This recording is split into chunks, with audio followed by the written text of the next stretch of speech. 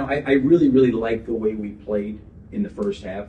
I thought the difference in the first half was the fact that, they probably made a few more threes than we did. It was a 6-point game. I liked the way we came out to start the third quarter.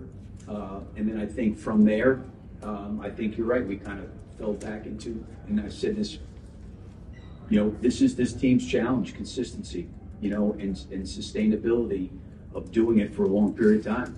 And, I thought offensively we got stagnant, and I thought we generated a lot of really good looks that we just didn't make, and that's going to happen. I didn't think our defense was great in the first half, giving up whatever it was, 61 points. But we got to be able to sustain it. And I think if we can sustain the way we played in the first half, I'm not saying we're going to win every game, but certainly it looks a lot better. I thought the offensively we got downhill, we generated good shots. We took obviously some more threes. But we've got to be more organized. There's got to be more stamina. There's got to be more endurance to do it. And that's really what it comes down to. Like I said, that is this team's challenge, is the consistency and the stamina of doing it.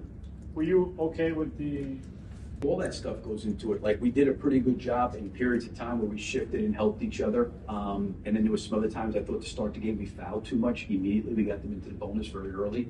And then I thought that,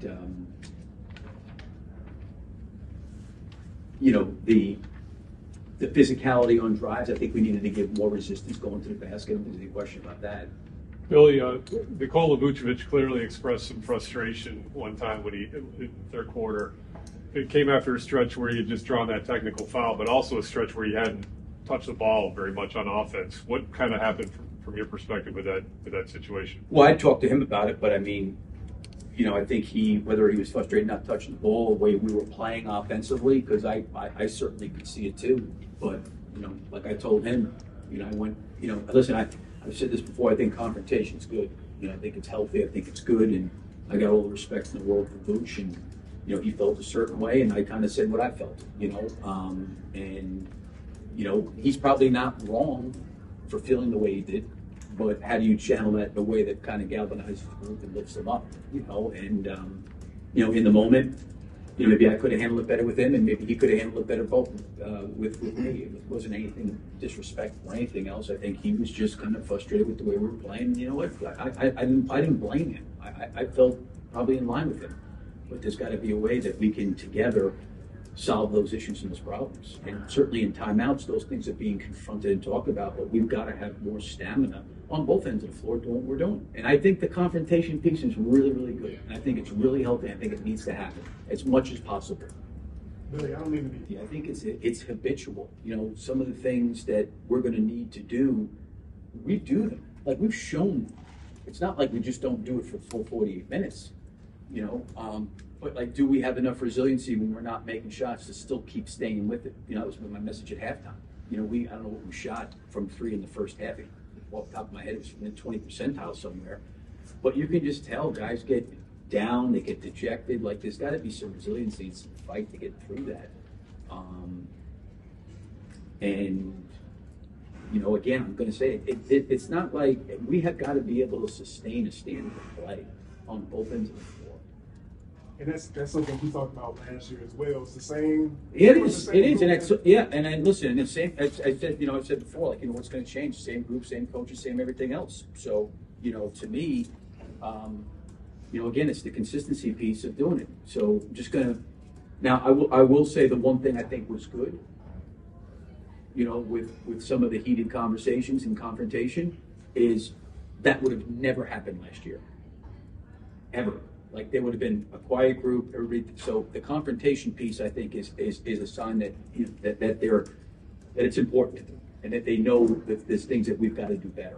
Did you see good confrontation in the locker room? Absolutely, yes, it's good. And to be honest with you, I wasn't in there for all of it, but I came in there and said what I needed to say, and I think that listen, if that's going on in game one, I think it's in some ways really, really good, because I think people are now stepping up saying, hey, there's certain things that we've just got to be better, and it's got to be in practice, it's got to be in shoot rounds, it's got to be all the way through. You have to do that. And I think that those things inevitably are the habits that you build that allow you to bleed over into games on a more sustained ability. Billy, did players request that for you guys to kind of maybe stay out of the room for a little No, bit? I kind of had just walked in there to talk to them, and they were talking, and I said, do you guys need space? And they just said yes, so I walked out. Got it. Who was the leader in that conversation? I have no idea. I walked in there, they were all talking, which is good. They all were talking. I really don't know what was said. I went in there, and they just said, Coach, can we talk as a team? I said, fine. Another issue. Obviously, this team, with you have the roster, you need Zach scoring. Obviously got in foul trouble. What did you see from him tonight? I thought he had some good looks early. I think he was 0 for 5 at the half, maybe. He came out of the third quarter. He knocked down a couple shots. Again, I think the point of screens, the more he can win point of screens, where he's either coming off and shooting it or coming off and driving it. I think that's when he's at his best in the league doing that. I like some of the catch and shoot shots, he got. It was probably a hard rhythm game for him tonight, quite honestly, just having to sit out like he did for a good portion of that second quarter. But again, I think when there's opportunities there, we got to take them. I mean, I don't know, we took 40-something threes tonight. I mean, it almost seemed like we gave up and passed up a bunch of shots. I didn't know we didn't shoot it particularly well, but we didn't even. We could have taken a lot more, in my opinion.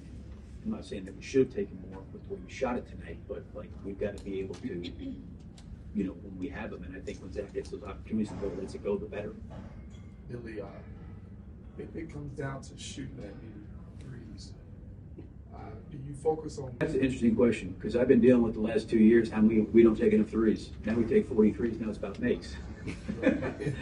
No, I think for us, we got to play through the paint, and generally those threes are coming through the paint. So I think if they're good shots and they're open shots, we got to take them. And there's going to be games where you don't shoot it well. That's going to happen, but I think you want to still sustain that.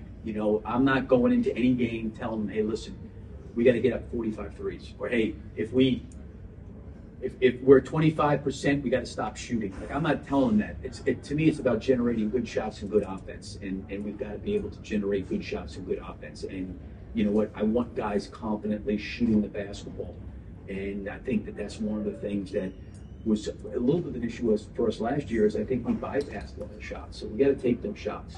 I don't know if you describe what you were describing before was a team meeting. And starting to have that after the first game.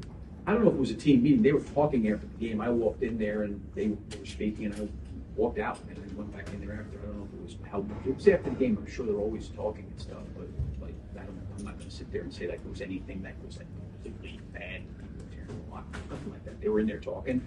I walked in and they just said, "Hey, coach, can we talk?" And I said, "Sure." And I left. That was it. It's also a sign of growth, though. You can work it out any way without a level of communication. It's impossible to do that. And sometimes every conversation is not comfortable and every conversation is not easy, but conversations need to be had. And there's nothing personal. Like when I walked in, and not that I was there long, even when I was there talking, there's nothing personal in any of this stuff. It's about, I think these guys do care and they want to be better, but they know there's habits they got to change and they got to break. And I think they're talking about trying to do that collectively as a group. And they've got to be able to try to find a way to do it. And I know communicating would at least be the first step to it. Because here's the thing I'll say. When you don't communicate with somebody, you're basically telling that person I don't care about it. And I think these guys have invested a lot in training camp, going to Nashville, and just different things that they've done to get connected as a team a little bit better. That when they're having conversations like that in communication, to me it says that they care about each other. Because when you don't care about something, there's no reason to communicate. You're probably down at Starbucks in the morning and you don't communicate with somebody because you don't know who they are, right? So it's just like, I'm just using it as an example, just like if you're not talking to people, it's because you don't have a relationship. And sometimes our team, and I think Tori said it, sometimes, the team's quiet. But I do think that this is a good thing for this group, to be honest with you, to have these conversations. I'm a bad example. No, I'm sorry. But I think having it out is good. Thanks. And I say having it out, it's not like they're screaming at each other. Right.